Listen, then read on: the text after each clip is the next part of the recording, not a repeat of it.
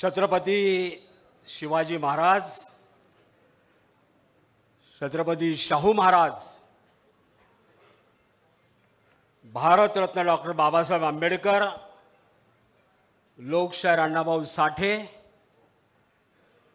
आणि ज्या ज्या वीर पुरुषांनी या देशाच्या स्वातंत्र्य लढ्यामध्ये आपल्या प्राणाची आहुती दिली, त्या सर्व वीर पुरुषांना, स्वातंत्र्यवीरांना प्रथम वंदन।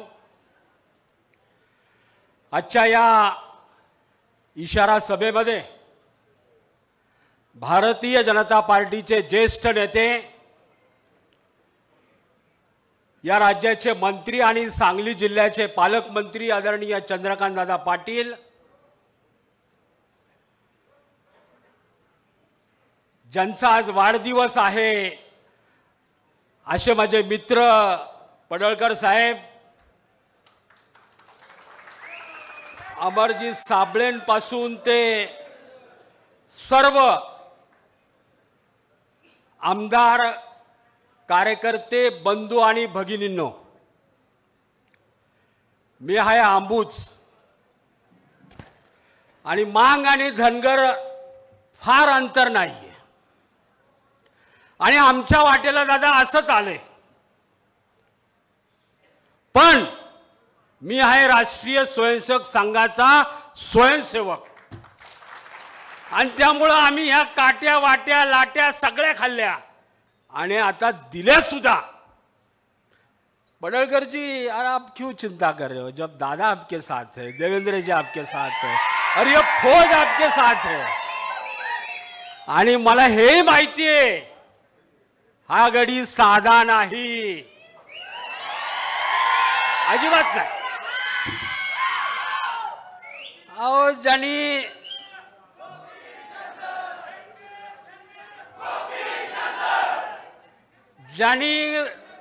काट्या वाट्यात रात बेरात आणि जसं अण्णाभाऊ साठे यांनी वाटेगाव पासून ते मुंबईपर्यंत पायी प्रवास केला, तसंच हा खडतर प्रवास आहे या माणसाचा।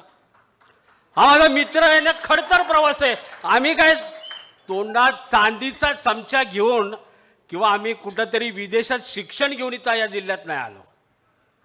आम्ही जिल्हा परिषद शाळेत शिकलो, महानगरपालिकेच्या शाळेत शिकलो, आम्ही आमच्या कर्तृत्वावर मोठं झालेलो आहे। आम्ही तुम्हाला का बघवत नाही? आणि काय हो, तुम्ही काय धुतल्या तांदळासारखे एकदम स्वच्छ सुंदर आहात का? तुम्ही काय लायकीचे सगळ्या जगाला माहिती आहे। संस्था आल्या कुठनं, लोकांच्या कारखाने बुडवले कुणी, आणि आज कोण उरले तुमच्याबरोबर? कोणी उरलं नाही।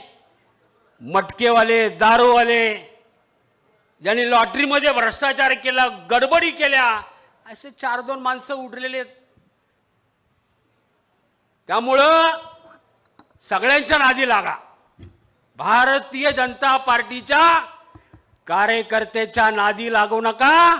भारतीय जनता पार्टी ही अशी पार्टी आहे की या पार्टीतला प्रत्येक नेता हा कार्यकर्त्याच्या पाठीशी उभा राहणारा नेता आहे। मग देवेंद्रजी असतील, दादा असतील, आदरणीय पंतप्रधान नरेंद्र मोदी साहेबांपासून ते असंख्य नावं सांगता येतील।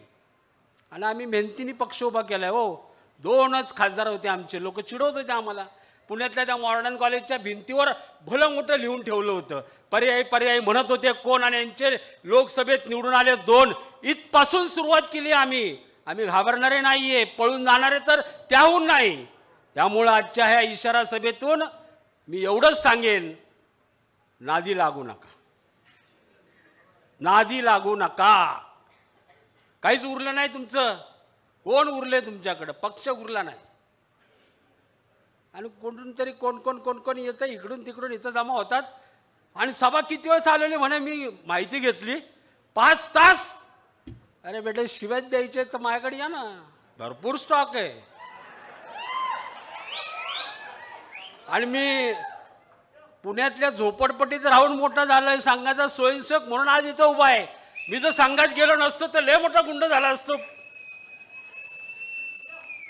पण संघाचा परिस्पर्श माझ्यासारख्या झोपडीतल्या कार्यकर्त्यावर त्याच्या डोक्यावर हात दिला गोपीनाथ मुंडेंसारख्या नेत्यांनी, म्हणून आम्ही समाजात काम करत करत करत इथपर्यंत आलोय. हे बघा, आमच्याकडे सत्ता असू नसू, आम्ही आमदार असू खासदार असू नसू, आम्ही समाजासाठी काम करतो. आम्हाला काही लाज वाटत नाही.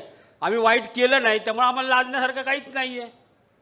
आणि आजही मी एकटा दुकटा फिरतो. कोणाच्यात हिंमत असेल तर त्यांनी यावं. त्यामुळं फार बोलत नाही. दादा माझ्याकडे पाहत आहेत त्यामुळे मी आता आवर्त घेतो. फक्त एवढंच सांगेन की आमच्या नादी लागू नका. आम्ही काय जसं सुरुवातीला सांगितलं, आम्ही तोंडात सोन्याचा चमचा घेऊन नाही आलेलो. मकरंद भाऊ तुम्हाला तर माहिती आहे. त्यामुळं आजच्या ह्या इशारा सभेत एवढंच सांगतो की सगळ्यांच्या नादी लागा. भारतीय जनता पार्टीच्या कार्यकर्त्याच्या नादी लागायचा नाही नाही नाही. नहीं तो फिर है हम तो मैदान में खड़े हैं. खरं तर उद्याचा खूप चांगला दिवस आहे. रावणाचं दहन होणार आहे.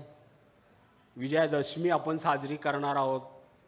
आणि विजयादशमीच्या पूर्वसंध्येला खरं तर काल गोपीचंद पडळकर साहेबांनी तर काल रावण दहन केलं. मला वाटतं दसरा साजरा केलाय त्यांनी, केलं साजरा त्यांनी. आणि